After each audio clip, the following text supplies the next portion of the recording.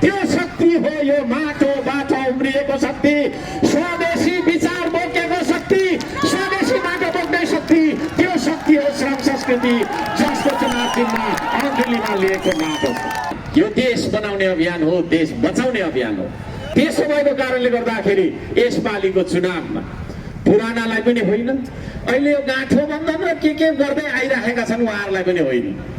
तपाईहरुको कुरा सुन्ने सरकार, सफारी चालकहरूको सरकार, यातायात मजदुर र चालकहरूको सरकार, गरी खाने वर्गको सरकार, किसानको सरकार, धुलोलाई तपाईको मेरो देशको माटो भनेर शिरमा लगाएर हिँड्ने मान्छेहरूको सरकार चाहिएको छ भने यसपालि चुनाव चिन्ह माटोमा हामीलाई भोट दिनुहोस्।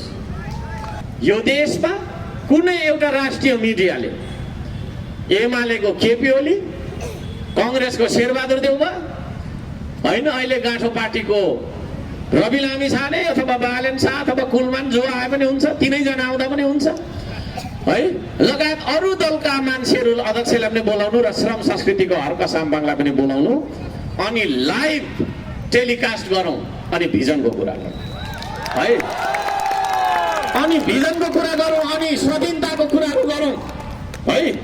उहाँहरूसँग केही पनि छैन भिजन। सिमानाको बारेमा बोल्न सक्नुहुन्न उहाँहरू, सिमानाको बारेमा बोल्न सक्नुहुन्न। सिमाना नीति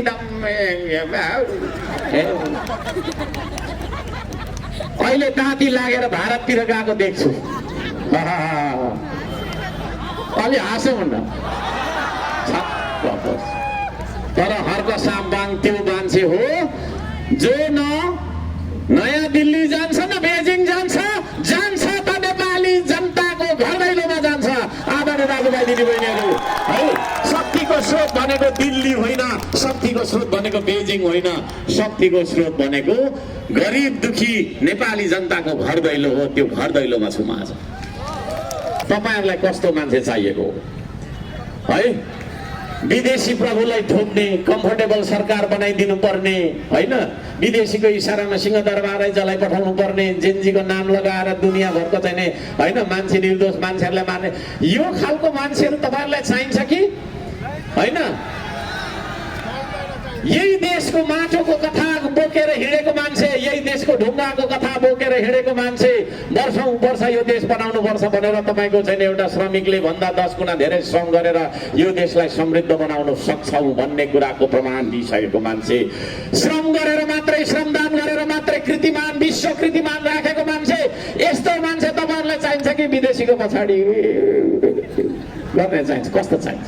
यो यो यो यो यो जमातले भनिदियोस् त मलाई, कस्तो चाहिन्छ तपाईहरुलाई? यदि त्यसो भने चुनाव चिन्ह माटो। तपाईहरुले त भोट हाल्नुहुन्छ मलाई थाहा छ, 100% मलाई थाहा भयो, तर तपाईहरुले पनि भूमिका खेलिदिनुपर्छ। यो भनेको श्रम संस्कृति भनेको तपाईहरुको संस्कृति हो। यसमा मलाई नेता नठान्नु, यहाँ बस्नेहरू नेता होइन, यहाँ कोही पनि नेता छैन यो पार्टीमा, छ त सिर्फ श्रमदाता छ। तपाई पनि श्रमदाता बन्नुहोस् आजदेखि, नयाँ मान्छेहरू तपाईहरुले पनि 15 जना, 20 जना, 25 जना, कति जनालाई हुन्छ कन्भिन्स गर्नुहोस्। तपाईहरु गइसकेपछि तपाईहरु आफै एउटा अभियन्ता हो, तपाई आफै एउटा हर्क साम्बाङ हो। यो देशलाई बचाउनु चाहिँ सबैभन्दा ठुलो मुद्दा हाम्रो। यो देशलाई बचाइयो भने बादमा बनाउन सकिन्छ, तर यो देशको स्वाधीनता नै गुम्यो, देशै गुम्यो भने थुप्रै ठाउँमा हामीले देखेका छौं नि होइन, विकासको योजना देखाएर देशै लगिदिएको थाहा छ कि छैन? हामीले यतैतिर पनि छ, नाम नलियो होइन। त्यो खालको हामीलाई पनि चाहिएको हो। भोलिको दिनमा इटहरी चाहिँ छ, राम्रो इटहरी होइन, 6 लेनको बाटो, चिल्लो इटहरी, तर झन्डा चाहिँ अरूको देशको फहरिरहेको क्या है। म त त्यो दिन आउनुभन्दा पहिला मेरो प्राण जाओस्, म हेर्नु सक्दिनँ, त्यो दिन सक्दिनँ।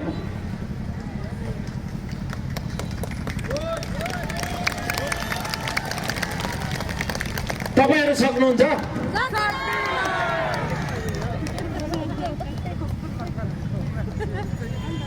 तपाईहरुलाई लाग्ला होइन, धेरैले मलाई खिसिटिउरी पनि गर्छन्, ए कति साह्रो विरोध गरेको, कति साह्रो कराएको। कुरै बुझेको छैन त कराउनु पर्दैन मैले?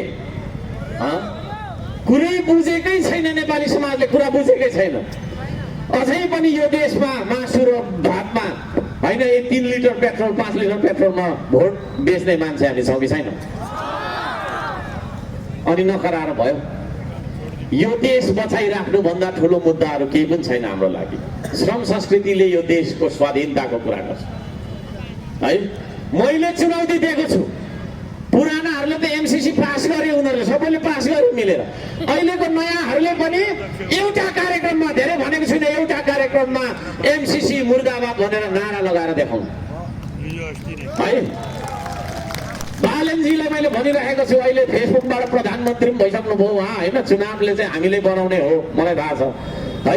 फेसबुकले प्रधानमन्त्री बालन शाहलाई म भन्न चाहन्छु, एउटा कार्यक्रममा तपाईँले चाहिँ नि गर्जिएर मै जस्तो एमसीसी मुर्दाबाद, एमसीसी मुर्दाबाद, एमसीसी चाहिँदैन, देश बेच्न पाइँदैन भनेर नारा लगाएर देखाउनु। रवि लामी छानेलाई म भन्न चाहन्छु, तपाईँले पनि यो कुरा दोहोऱ्याउनु।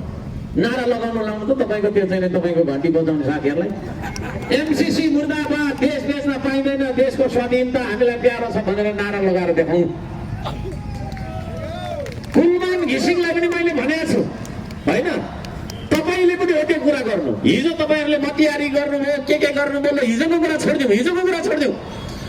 आज र भोलिको कुरा गरौँ त, ल हिजो कुरा छोडिदिउँ होइन। तपाईँहरूले एमसीसी मतियारी गर्नुभयो, दलाली गर्नुभयो, तपाईँहरूले गर्दा पास भयो, त्यो मलाई थाहा छ, राम्रोसँग सबैले थाहा छ 3 करोड नेपालीलाई।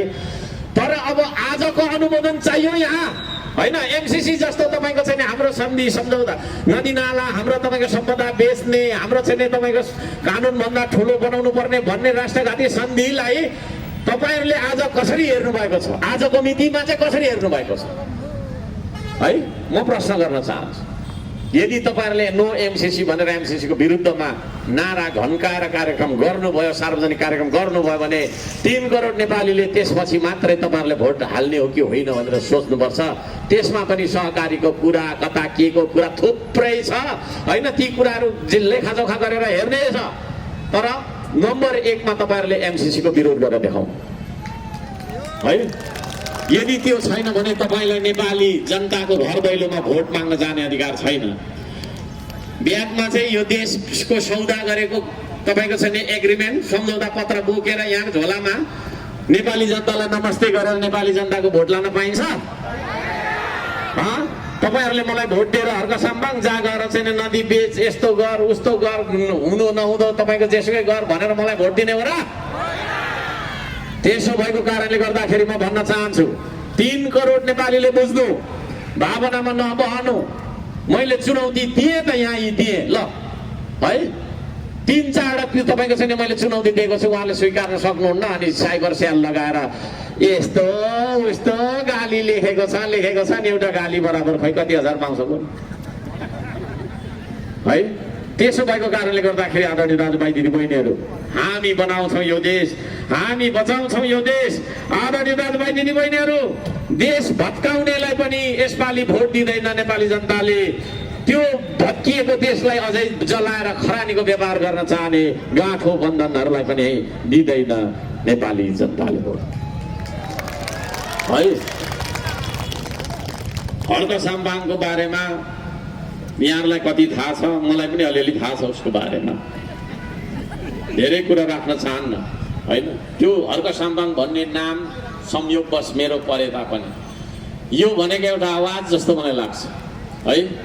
एउटा आवाज जस्तो लाग्छ कि लाग्दैन? एउटा परदेशी ड्राइभर भाइले हुन त हँसी मजाकमै भनेको होला, यस्तो सेल्फी गरेर, हर्क दाइ कहिले देश बन्छ, हामी त यहाँ 12 बजीसम्म बस चलाइरहेछौँ भनेर विदेशको एकजना भाइले भनेको हेर्नुभयो है। त्यो आशाको नाम हो हर्क साम्बाङ होइन।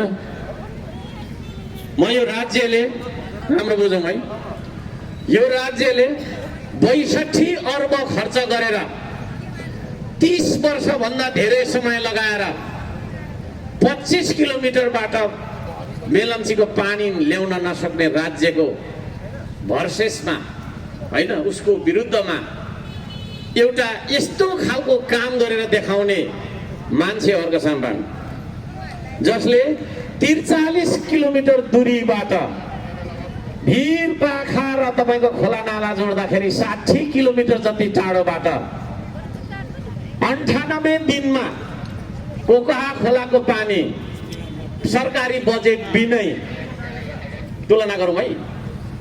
62 अर्ब, 1 अर्बमा 100 करोड हुन्छ। त्यो पैसा भनेको यहाँदेखि बिसाउँदै गयो भने काठमाडौँदेखि उतै पुग्छ होला। हजारको नोटमा हिँड्दै गएको छ। कति पैसा नाथे कति हो कति है।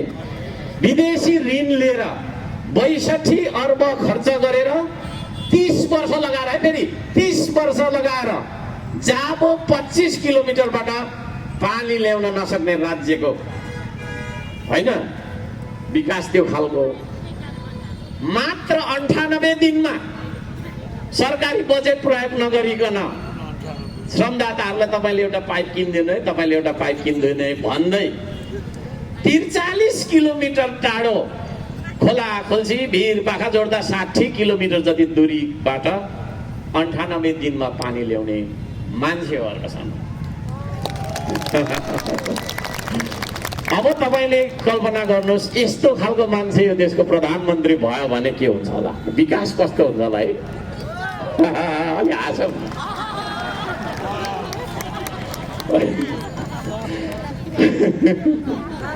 है। किराँती कुलमा जन्मेको मान्छे 1 रुपियाँ भ्रष्टाचार गरेर मैले खाएछु भने त्यो 1 रुपियाँको तपाईँको छैन होइन। मेरो मुखमा परेको बेला त्यही मेरो मरण होस् भनेर सालपा सिलिचुङ, किराँतीहरूको सबभन्दा ठुलो आस्थाको केन्द्र सालपा सिलिचुङ हो। त्यहाँ गएर कसम खाने मान्छे अर्कोसँग। पाठी भरामा त्यही कसम दोहोऱ्याएर आउने मान्छे, पशुपतिनाथ र बौद्धमा त्यही कसम दोहोऱ्याउने मान्छे। अरूले पनि यो कसम दोहोऱ्याइदिए हुन्थ्यो नि है। त्यस्तो खालको मान्छे यो देशको प्रधानमन्त्री भयो भने यो देशमा भ्रष्टाचार होला होला। अलि हाँसौँ न भाइ होइन। विचार गर्नुहोस्, 3 करोड नेपालीले भन्न चाहन्छु भ्रष्टाचारले देश बनेन। भ्रष्टाचार विरुद्ध आजभन्दा 15 वर्ष पहिलादेखि अरू त संस्थामा पार्टीमा लड्यो होला, एक्लै लडेर आएको मान्छे हो फेरि है। त्यस्तो मान्छे देशको प्रधानमन्त्री भयो भने यो देशमा भ्रष्टाचार होला त है। यति कडा कानुन ल्याइदिन्छौँ, यति कडा कानुन ल्याइदिन्छौँ कि स्रोत बिनाको सम्पत्ति राख्ने अनुमति हुँदैन। घर बनाएको छ 10 तले, कहाँबाट पैसा ल्यायो भन्नु हुँदैन। अब अदचित्त हुन्छ है। सङ्घ संस्थामा यसो एउटा कम्बल चाहिँ बाँडे हुन्छ कि फेरि चलाक हुन्छ नि त त्यो है। अनि त्यस्तो मान्छे चलाक हुँदैन। सङ्घ संस्थामा एउटा कम्बल बाँडे कि 1-2 बोरा चामल बोकिदिएको हुन्छ कि घर चाहिँ 4-5वटा बनाएको छ 10-10 तले होइन। अनि किन बोल्नु हुँदैन, कम्बल दिँदैन कि कम्बल कहाँ अनि चामल दिँदैन उसले। स्रोत बिनाको सम्पत्ति हामी राख्न दिँदैन, लेखेर राख्छ। सर्क साम्बाङ झुट बोल्दैन।